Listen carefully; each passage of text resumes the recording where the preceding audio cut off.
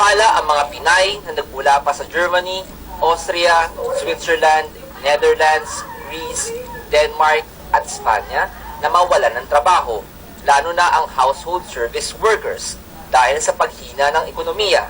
Ito at iba pang issue ang tinalakay sa 3 araw na konferensya ng mga miyembrong Asosasyon ng Babaylan Network of Philippine Women's Network. Ibinahagi ng Pangulo ng Amistad de las Mujeres Filipinas ang kaso ng isang Pilipina sa Barcelona na hindi maiwan-iwan ng trabaho kahit pa hinali niya ng kanyang amo. Wala kasi siyang papel. Takot siyang mawalan ng trabaho.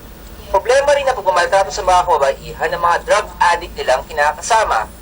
Gugunitain sa November 26 ang International Day of Violence Against Women. Dapat ho ang ating imahe ng Pilipina ay napaka-positive. Hindi lang ho parang napaka-submissive na asawang nag-aanap ng puting asawa, no? Binigyan din ng pansin ang pagbabago ng imahe ng mga Pilipina sa mata ng mga European. Dapat din daw maging maingay ang mga babae para sa kanilang mga karapatan.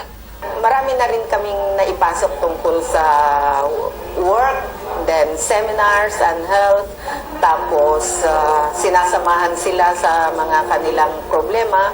Kung minsan sinasamahan namin sila sa, kung meron silang pinupuntahan na kami yung mediator ba.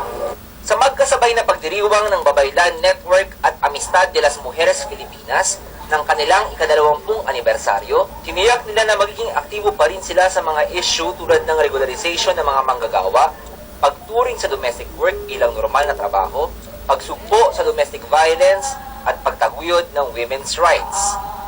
Para sa Balitang Europe, Daniel Infante Tuaño, Barcelona, Spain.